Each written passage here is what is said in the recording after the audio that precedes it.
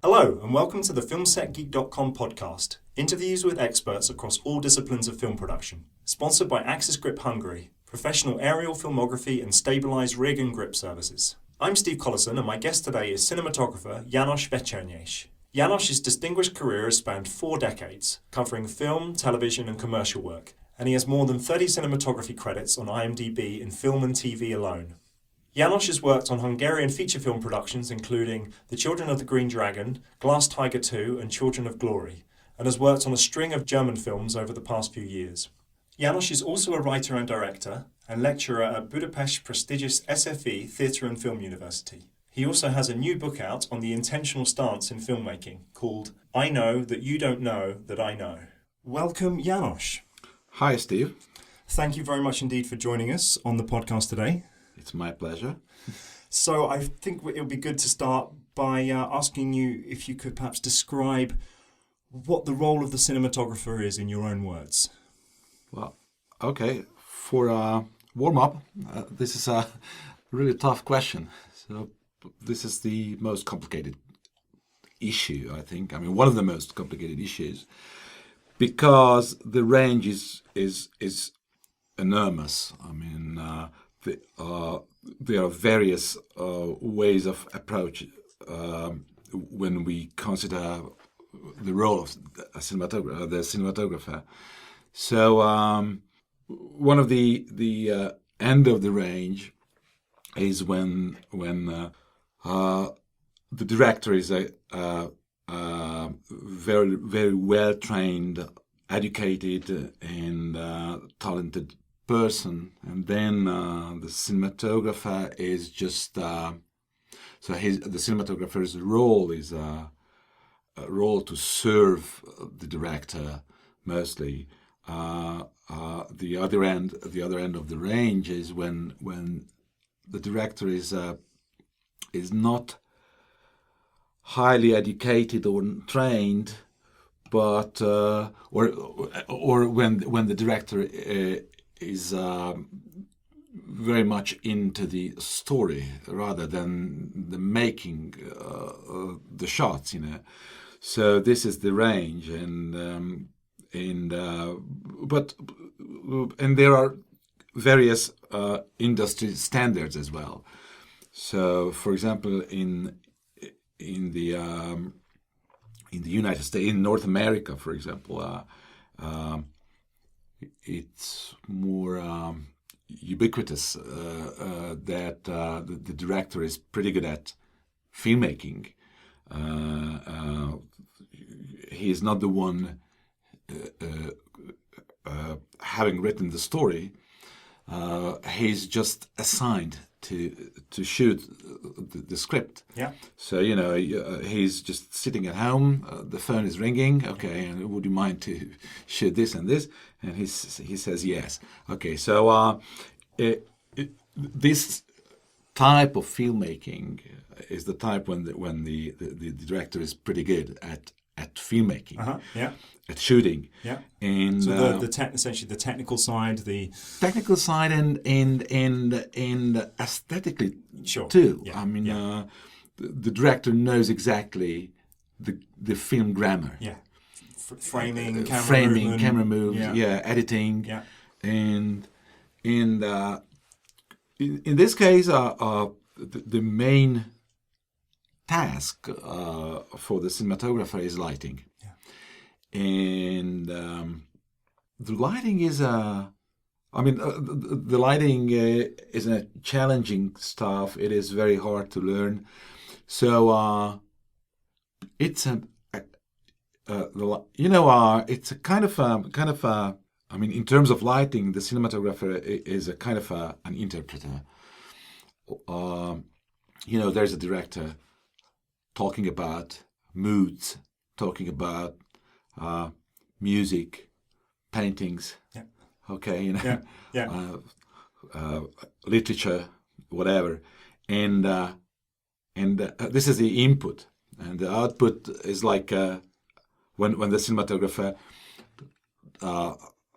tells his gaffer, okay, there must be 2 pieces of 2Ks and so right, on, right, so it's just the output is full of numbers. Yes, It's yes. sort of a practical thing. Yes.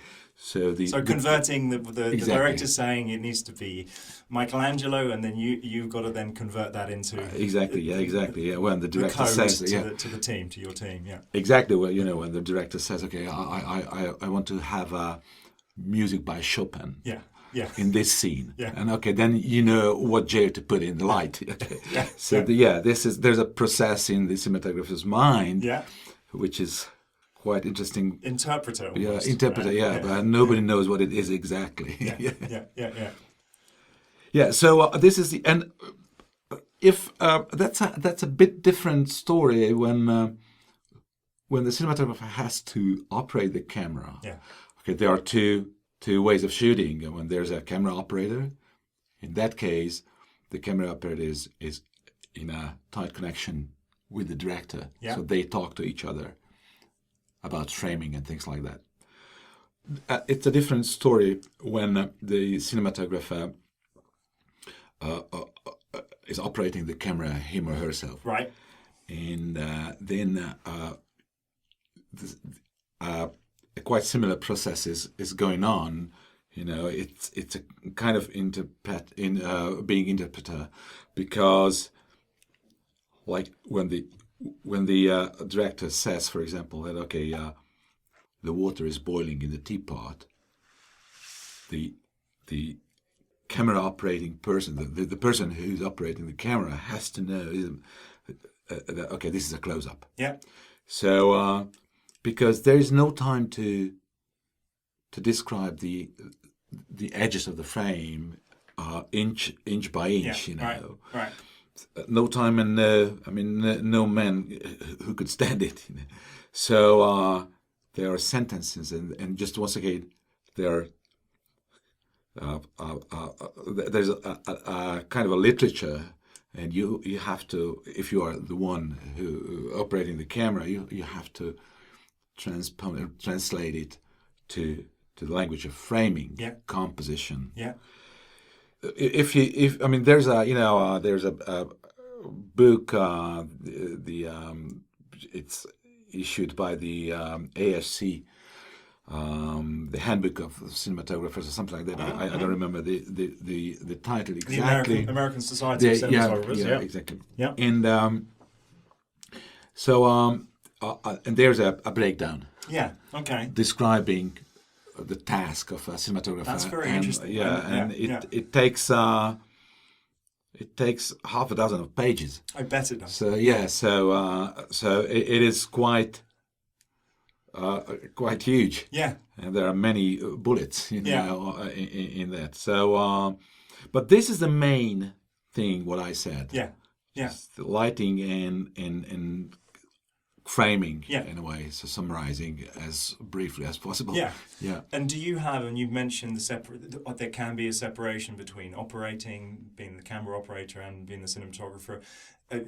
You've done both. You've worked on productions which have in Europe, especially in middle or in Eastern Europe. This is the way we do it. Yes. So the cinematographer and the camera operator are the same task, the same person. Yeah. Mostly. Yeah. And I did it. Yeah. Luckily, I started my career at the TV, the state channel. Yeah. So I was going to ask. So what I'm keen to do today is to. If we start with covering a little bit about your career, I'd be very interested to know how you got started and how your career has evolved. And then if we talk perhaps more specifically after that about perhaps some elements about your process as a cinematographer. So just in terms of your career, then how did you get started? So how did you always want to be in film? How did it all begin? Well, actually, when I was 16. I wanted to be a Hungarian contemporary music composer. Incredible, yeah. Okay, my parents were worried about my career, of course, and then on a sunny day, I told my father that I had changed my mind. All right. And he was glad to hear that. Yeah. I said I seize wanting to be a composer, Hungarian contemporary composer, but he asked, okay, what else do you want to be? And I said, I'd like to be a filmmaker. And then he became worried, be worried again. So, Yeah. yeah. So, yeah, because I don't know. First of all, I suffered from serious stage fright, so it was obvious that I wouldn't be a musician. Okay. All right. So the other side of the camera fitted me. Yeah, a better. safer place. Yes, a safer place. Yes. Yeah. So, secondly, we went to theater, cinemas, a lot, and it was.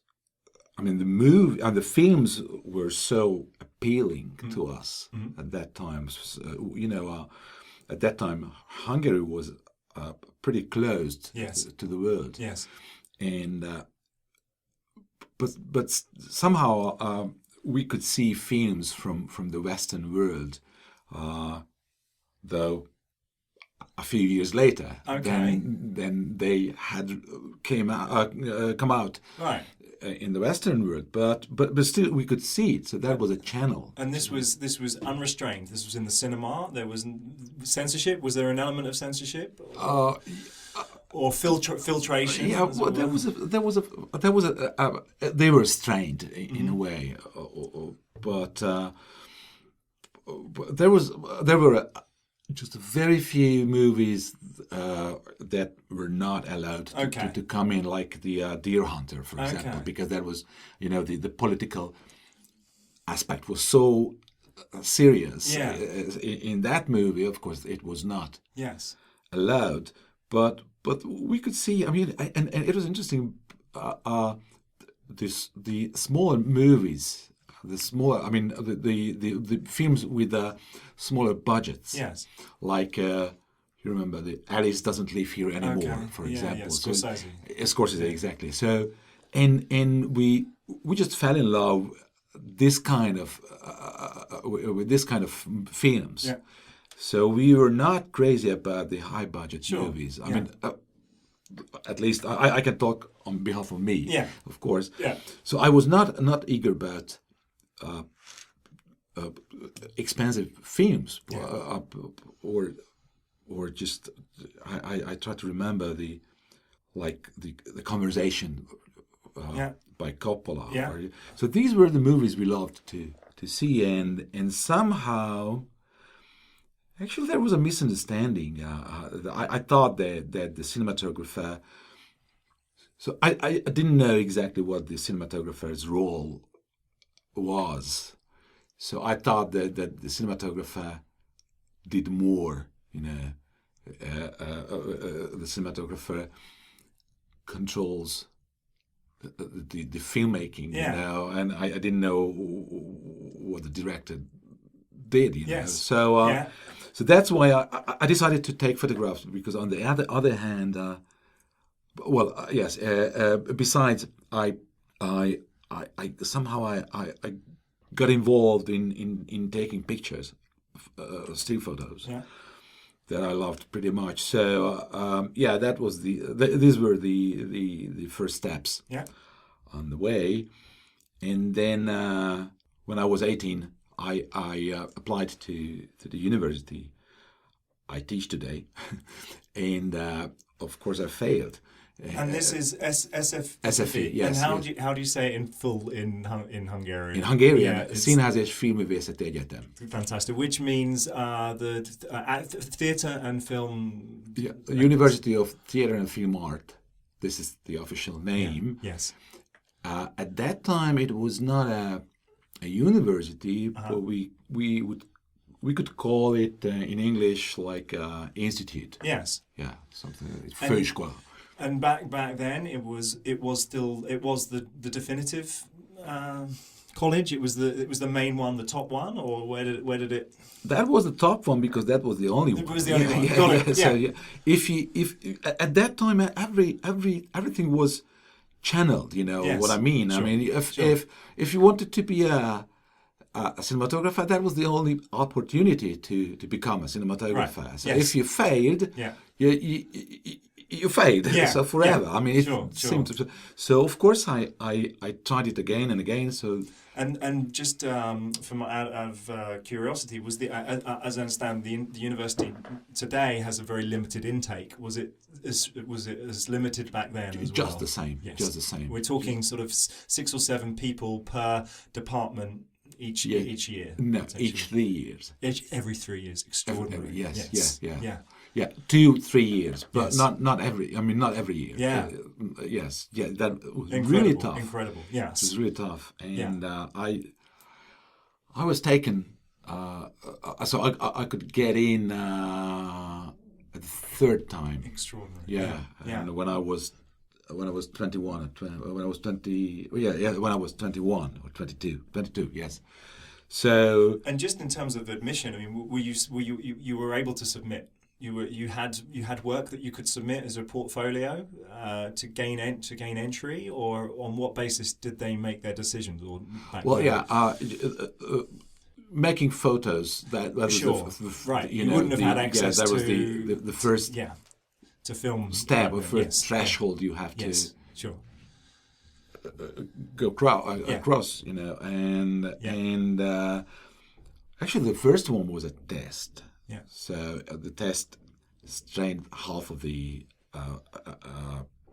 applicants. Yes. And the test was about culture, literature, arts, things like that. And but now I know, because I sometimes I give the students the same test, sure. so I know what the thought, what the idea is behind. Yeah. So at least what we are looking for, what we seek, is the commitment. Yeah. Because after a test, even if the applicant knows nothing about literature or paintings, but somehow you can feel the commitment he or she has. Yes. And that's, in my opinion, that's the most important thing, because everything else can be taught later on. Sure. The talent and commitment. But in a test you can check the commitment. Later on, I mean, in the process afterwards, you can check the talent. Yes. Okay. Sure. So that's what it hasn't changed. Sure. Yeah. So it was just the same at that time. So then you got in on your third attempt. Yes. Meanwhile, I was working as a camera assistant for 1 year, 2 years, and then I became a cameraman at the state channel. This is TV before you got into it. Yes. But since my family was not rich at all, so I had to be working. Sure. During the university as well. Yeah. Yeah, so Okay, I was working as a cameraman. And you and how did you get that gig? Did you just go and ask and apply and knock at the doors of the TV company to get assistant camera? No, just right after the secondary school, high school, whatever. Actually, my father used to work at the TV. And he helped me. Yeah. Since then, I realized that well, I don't know if this kind of protection helped or not. Yeah. So probably it didn't. Yeah. But it doesn't matter. That was the first step. So why I'm saying this is that there are many things you cannot learn anywhere else. Yeah. Just on the set. So it is very useful. It was very useful. I was lucky. I mean, it was not a conscious decision, but it helped a lot that I was working. Sure. So actually, I've been working on the field for just 40 years. Yeah, extraordinary. Just this year, but yes. So it is extremely. helpful. So what I do now is with the students in my class, that I take them as a trainee or whatever into the camera crew because it cannot be substituted with anything else. Yes. So this kind of experience. Absolutely. Yeah. Okay. Yeah. So so I got in and well, I loved the school, that film school, pretty much. Actually, we were young, you know. Yeah. So and I was very lucky at the end. I mean, right after the film school, I started shooting. My first assignment was a dance film. Okay. That I loved pretty much. So the director was not a good one. I mean, he was not an ambitious one. Okay. Actually, he was sleeping while the camera was rolling. So it happened. I really mean it. But I loved this situation because I could do that. Okay. So I could tell what to do. Right. Because he didn't give a damn. You know? Yeah.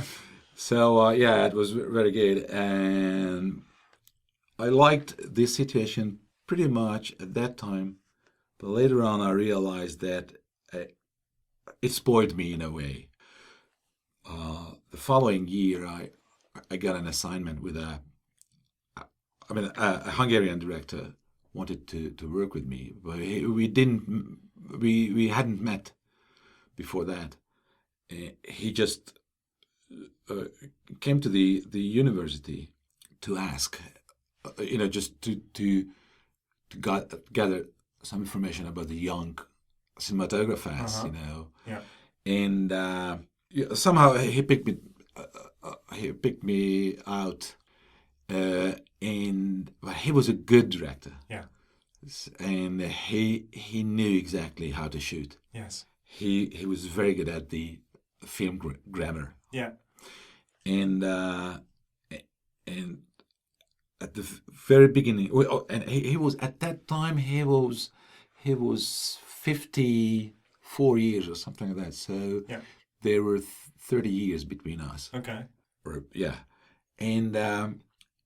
And since I had been spoiled in a way, I thought that was the shooting, the guy with the with the sleeping director. Yeah. Okay, so it is not the real filmmaking. Right.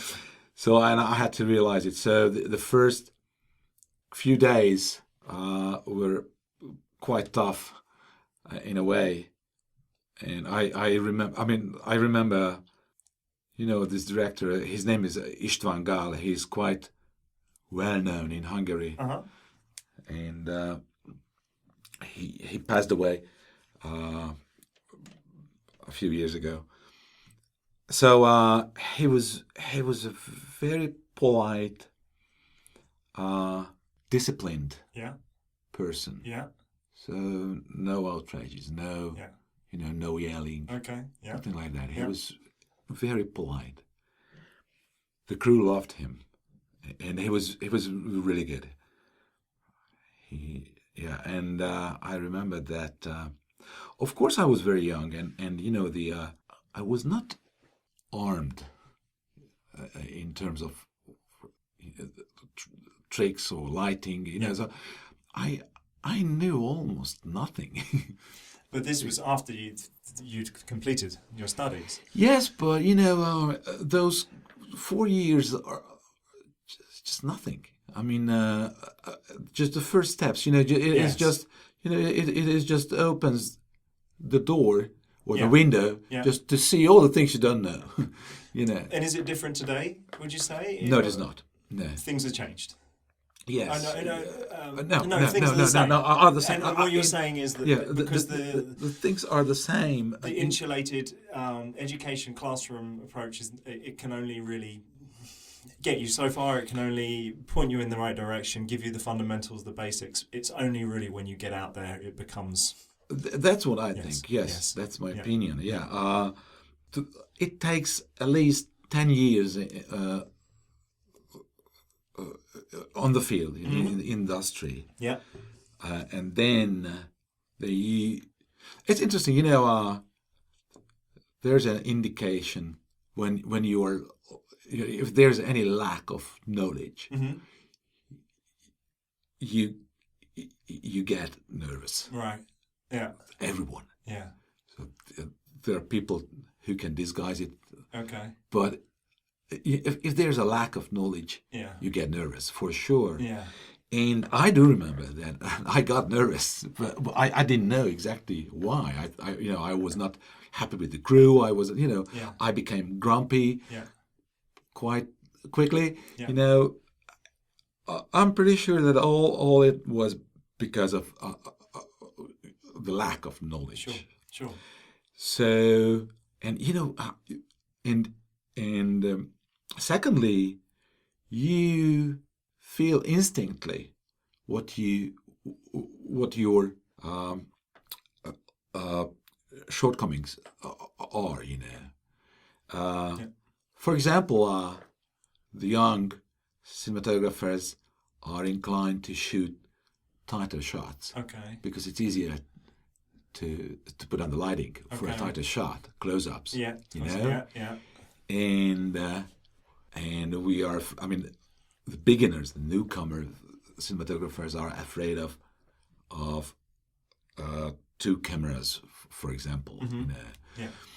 So the thing is that I was not good enough. I was a beginner, and I thought I knew everything. Yeah.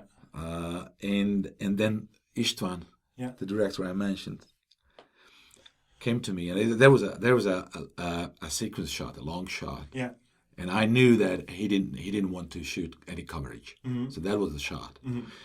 And he put down the camera. So just essentially a master shot, no close-ups. A sequence shot. Yeah. So and he put down the camera. Yeah. Just in the doorway Yeah. of a small village house, Yeah. So and I knew that it was really tough to put on the lighting because the window door these are the in the universe of motivated or source lighting. Yeah. We try to utilize these light sources given. Yeah. So but the camera blocked my light source at the doorway. I mean. Yeah. Besides, it was front lit because we were just standing in the doorway. I mean, the light just, in the same direction where the light was coming from. So I knew that it wouldn't work. Yeah. And I told Istvan, okay, this is very nice, but what about shooting it from this direction? I moved the camera to another position, Yeah. And she said, okay, it is not bad at all. But I'd like you to put the camera in the doorway. Okay, we brought the camera back. So this is where you're learning the art of diplomacy as well, right? Well, yes. And okay, it happened a couple more times. And then, for he was a true gentleman, he took me away from the crew. Yeah. And he said, okay, so my friend, you put the camera at the position, I'm telling you, and that's it. Otherwise, you are not the cinematographer tomorrow. That was it. Okay, we put the camera in. So, but it was very, very important to me, just an experience like this. Somehow, it took me back to the reality that I was a beginner. Yeah. It belongs to the story that from that.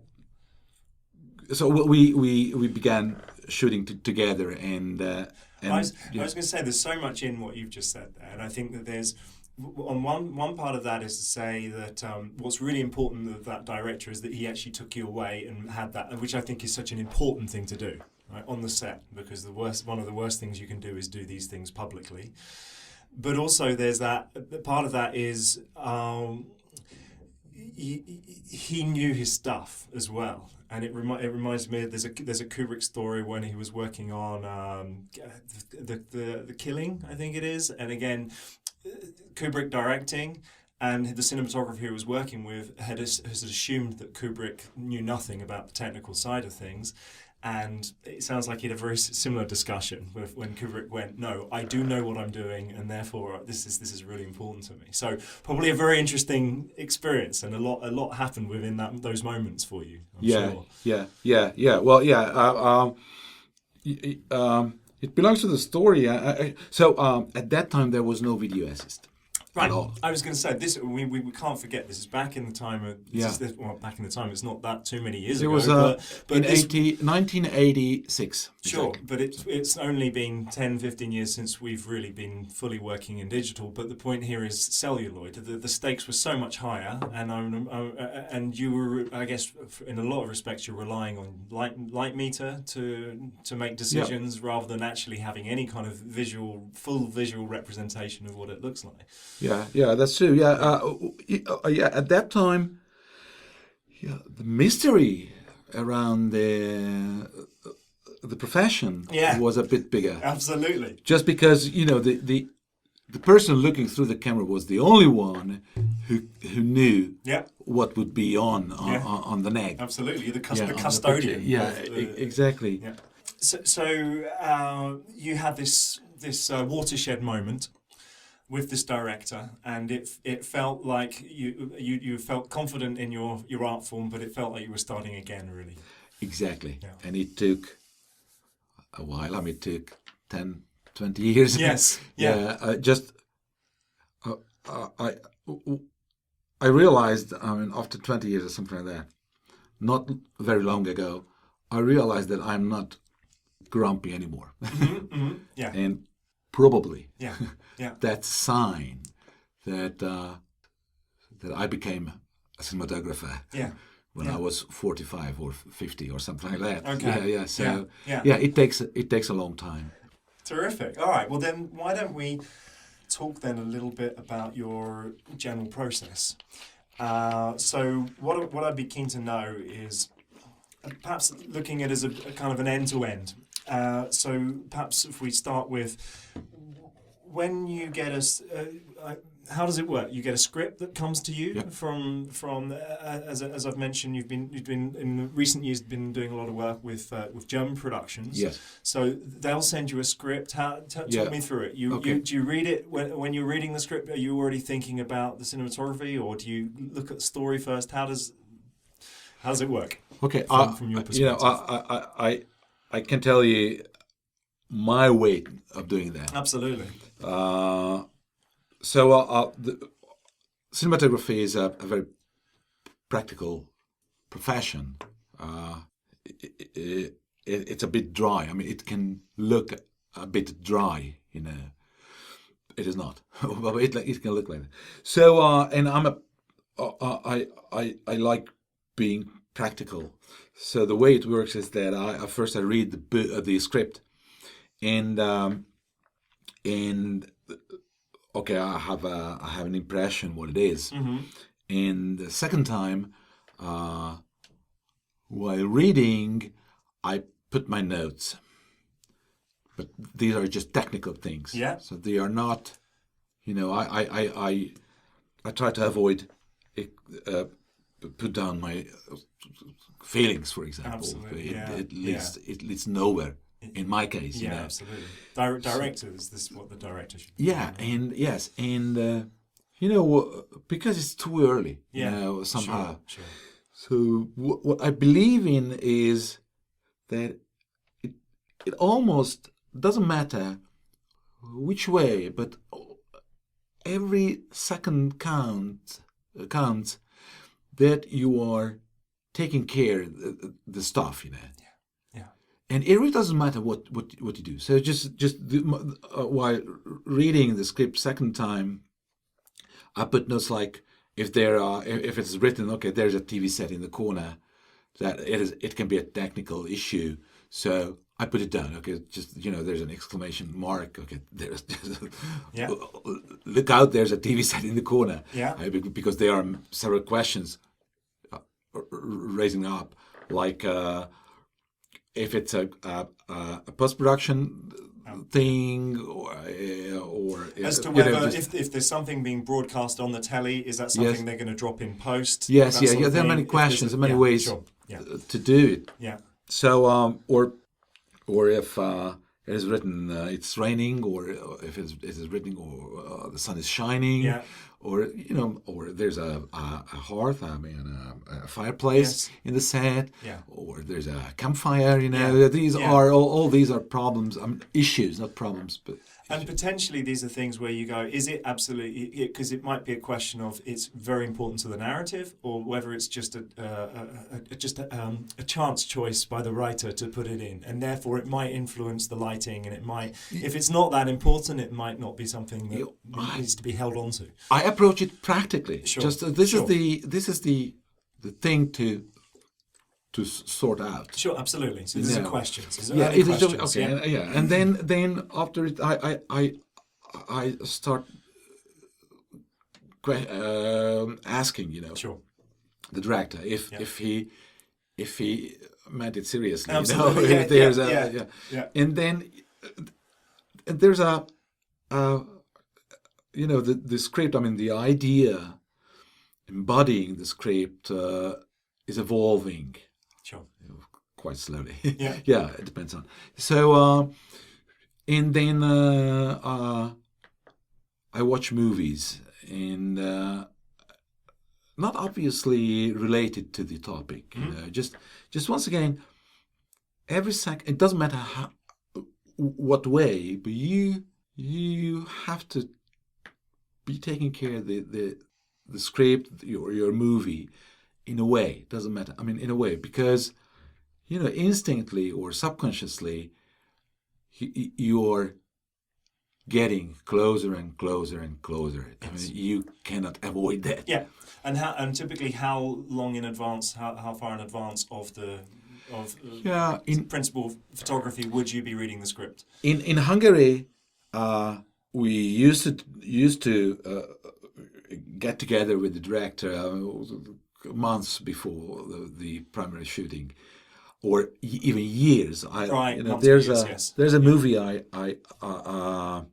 was the cinematographer in, named The Children of the Green Dragon. Mm-hmm. The director is a friend of mine, and I remember that he gave me the first draft of the script 3 or 4 years before the shooting.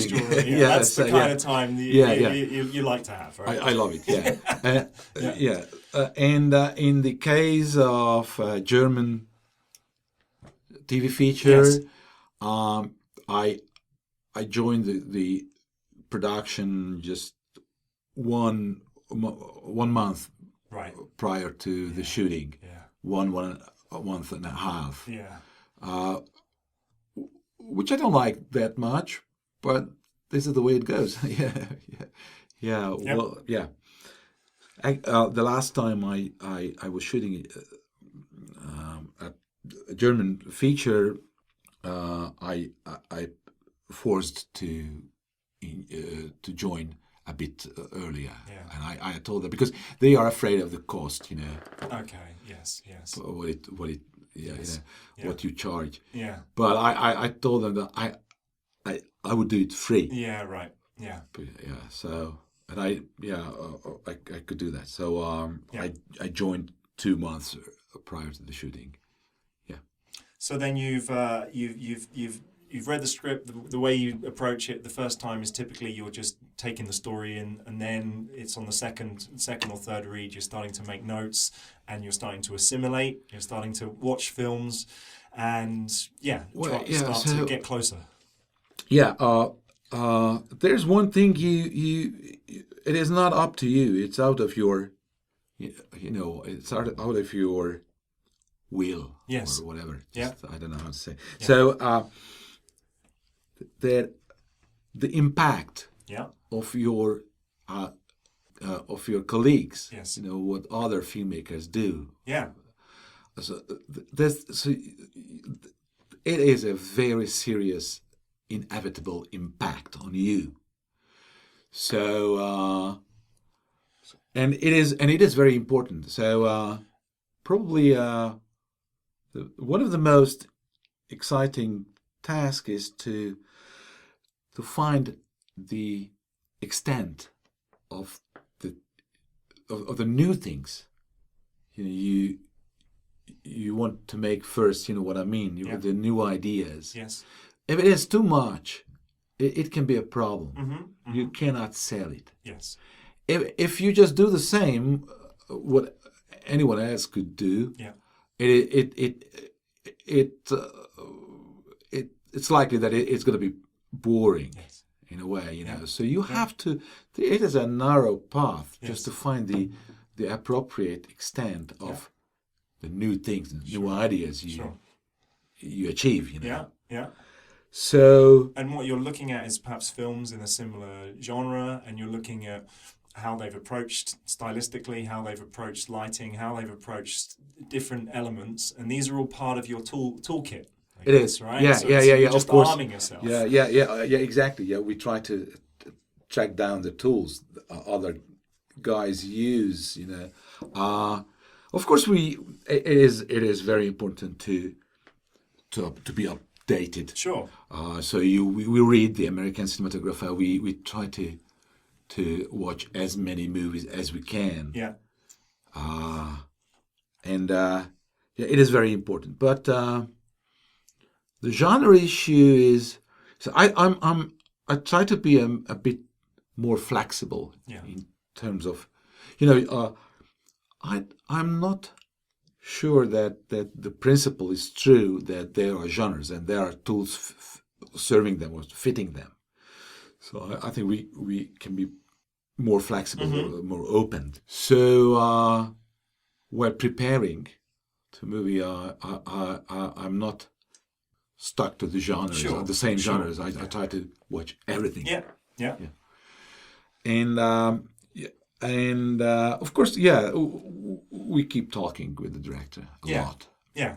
And how do those conversations go? I mean, I guess it differs depending on the director, but you will often evoke touch points. He will suggest watching a certain film and saying, "This is what I had in mind." Do you have those sorts of discussions? Or? Yeah, there are various kinds of directors, of course. I mean, there are directors who express themselves directly. Yeah. And they refer to certain movies, certain tools, certain genres, but there's another kind of directors who are not talking about the movie we are shooting. Just they are but that can be very good. Yeah. Okay, just we are just listening to music together. Okay, we go to cinema. Yeah. Okay, we open a bottle of wine. Yeah. Okay, and this can be a good prep. Yeah. Too. Yeah. I mean, it depends on of course, who does it. Yeah. How talented he or she is doing this. Yeah. But so this is it's getting on the same wavelength, and the way I see it is that the relationship between the director and cinematographer can be one of the most important potentially on the film set. It is with the film production experience. Yeah, it is. Just once again, you have to be an interpreter. Yeah. Great. So then let's talk a little bit about prep. So you've read the script, things are moving. Perhaps you're 2 or 3 weeks off. What about choices? So things like choosing your team. Are you choosing gaffers? Are you making those calls? And then we'll move on to the equipment, lenses, cameras. So the crew is one of the reasons why I don't go grumpy that quickly is that I can shoot with the crew I'm used to. Great. Actually, with my friends. Yes. Yeah. And that's a amazing feeling. That you're surrounded by the people you like, and who are very good at the field they are doing, what they do. So this is the way I try to pick up the crew. The equipment is a bit harder issue. Yeah. So we use the phrase quite often, compromise. But my problem with this phrase is that it suggests a meaning or a feeling that there's something that could be done better, but we failed. So the compromise is not a good word, but filmmaking is art of making a good compromise, making a good trade-off. Trade-offs, exactly. Yeah. Probably trade-off sounds better. So because it never happens, no way. If when you can afford anything you dream of, no way. Yeah, sure. And the limits, Yes, are a good starting point that you need badly. I mean, you need it. Yeah. So that's why I say that compromise is not a good word. Yes. Because without compromise, trade-off, you cannot work. Absolutely. Yeah. So you need the limit, and if you find it properly, this is a very narrow path again. Yeah. There are so many narrow paths in this field, in this profession. So this is a narrow path again. You have to find properly, but when you do it, it's a good feeling. So because of course there are always better equipment you could rent. Yeah.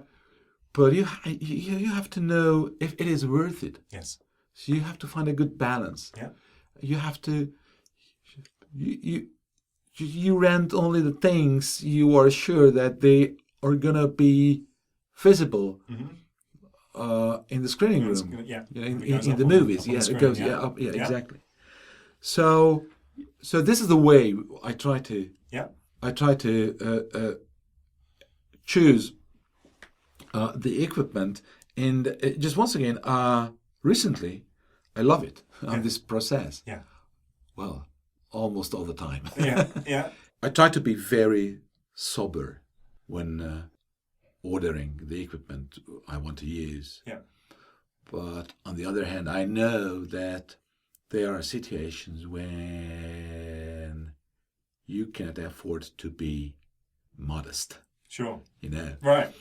Because so you have to maintain, the impression, the look that this is, you are the one making big productions.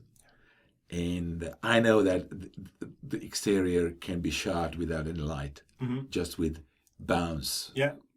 Some bounce frames and bounce cars and things like that. Yeah. And even then, I order some light. Just first of all, if the weather condition can be changing, and then you shoot the wide shot in the morning, it's sunny, and in the afternoon, it goes cloudy, then you can shoot the close-ups with the 18K if you have it. Yeah. So this is a kind of a backup. Yes. Safety. Yeah. But in a case of a commercial, for example, I cannot afford to go out without any light and a Jenny. Yeah. You know what I mean? Yeah. So this is the other point of view while choosing the equipment. Yes. And how do you and let's say lens choices. Let's say, are you looking at the story? Excuse me. You're looking at the script. You're looking at the story, and deciding that I think this is 235 or this is 185. Do you have that kind of connection with making decisions about maybe the lens choices, shooting anamorphic, or letting the story tell you, what it wants to about the equipment? Again, whether you're going to be shooting film or digital, these types of choices. Okay. How do you make those decisions? Yeah. I think there's this is my opinion. I think there's a misconcept I try to dispel. Mm-hmm. The tools, the means, the technical tools, Yeah. don't have a genuine meaning. You know, it's just that they have identity. Yeah. So it means that if you choose an equipment, like for example, if you use zoom in rather than dolly in, you know, the equipment doesn't have a meaning in itself, you know, an inherent meaning. Yeah. It doesn't. Sure. But you start joining somewhere, okay, the guys who use the zoom rather than the dolly move. You understand that? Sure. So if I use the same equipment than the other guy does, so I start belonging to them, to that group, you know. Yes. So so while choosing the lens, for example, if I like flares, or I would rather say that if I want to belong to the guys who like flares, you know, then I choose an anamorphic, or I choose an older lens. Yes. Yeah. So this is the way of choosing. I don't want to elaborate it in the technical direction, you know, just and besides, it's good to know. It's important to know that the TV set at home cannot display so many details. So I don't want to spend money on things that are not visible on the TV set, for example. So when we are shooting commercials, we can be more generous in a way, you know. Yeah. And with the TV, is there an aspect ratio that you have to work in for commercial and for TV work or TV features in Germany, for example? It comes from the client. Right. They sometimes they allow us to shoot in 235. Yeah. And sometimes they allow us to shoot just in 9 to 16. Yeah. 16 to 9. 69. Yeah. Yeah, 69. Yeah. And in Germany they are extremely conservative. Yeah. So how do you say that?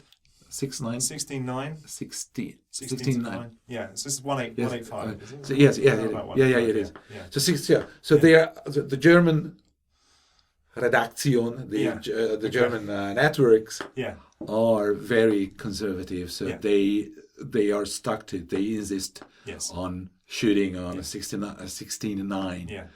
And then also, I mean, just a couple of more points around your process. Lighting's often, are you deciding shots being decided well in advance of the day, for example, or even storyboarding? Is it do you often do a lot of storyboarding, or the director does with your collaboration? Are shots decided well in advance, or do you have a bit more of a free form? Is there often a free form approach to shots on a day? And when we are shooting commercials, the storyboard is a mandatory element of the process. It is. Yeah. In feature films, it is not. Somehow there's no time to do it, and there's, in a way, there's no need. Of course, if there's a serious post-production thing, it is necessary. Of course, that's that's the only way to synchronize. Yes, the departments exactly.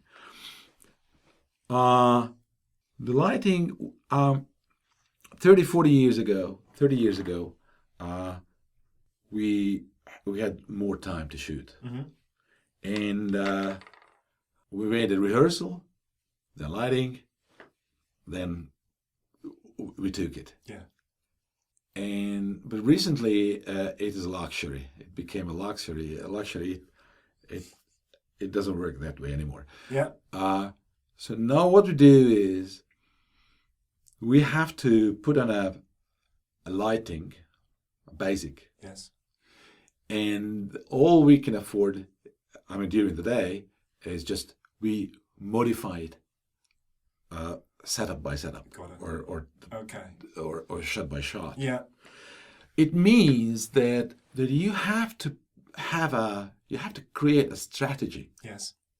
how to sort out this problem. I mean, this situation is not a problem. This is filmmaking. Yes. So it's not a problem, but you have to sort it out. Yeah. You have to answer, to this question. Yeah.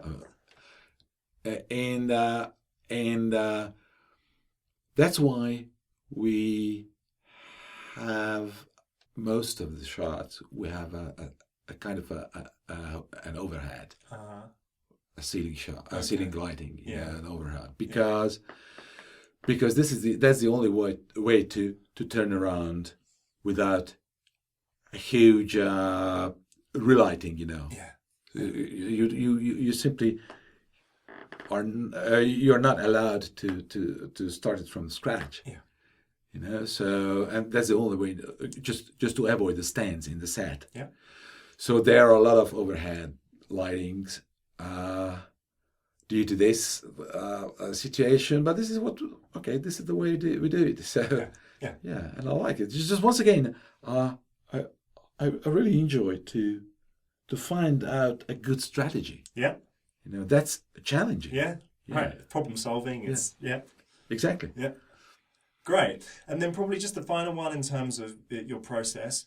Perhaps could you tell me a little bit about the process in the DI? So right at the end, so you've everything's wrapped, and it's over to the color graders to do for the digital intermediate. How do you to what extent are you involved, and tell us about that process? This is a huge topic. So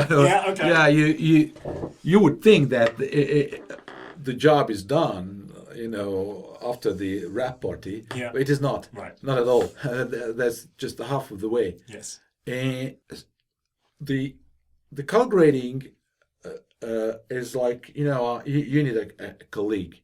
So and of course you have to be familiar with the process you can do. Yeah. You can apply, but it's forbidden to the color timer, the colorist is not a remote control. Sure.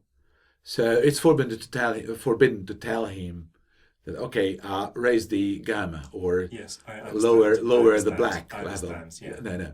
Just in that case, in that situation, he's the interpreter. Yeah. And you are the one talking about music and moods. Sure. Yeah. Because it's forbidden to give his ambition away. Yes. Yeah.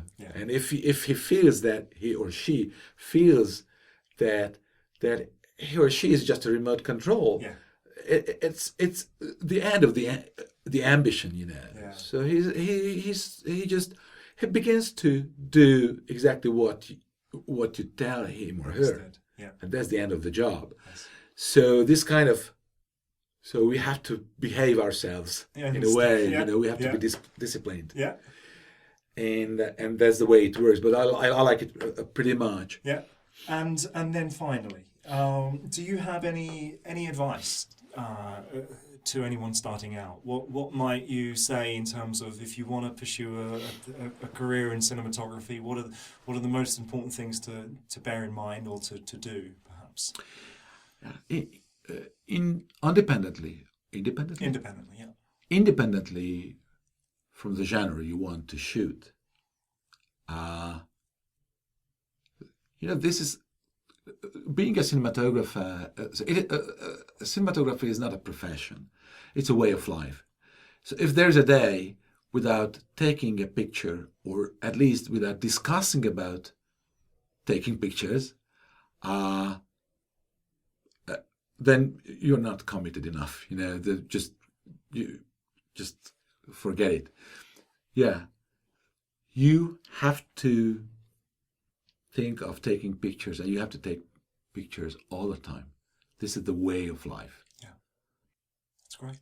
Brilliant. All right, then thank you very much indeed for joining us today on the filmsetgeek.com podcast. It's been an absolute pleasure to have you here. Thank you very much indeed, János Vecsernyés. Thank you. It was my pleasure. Thank you very much. Thank you. Bye-bye.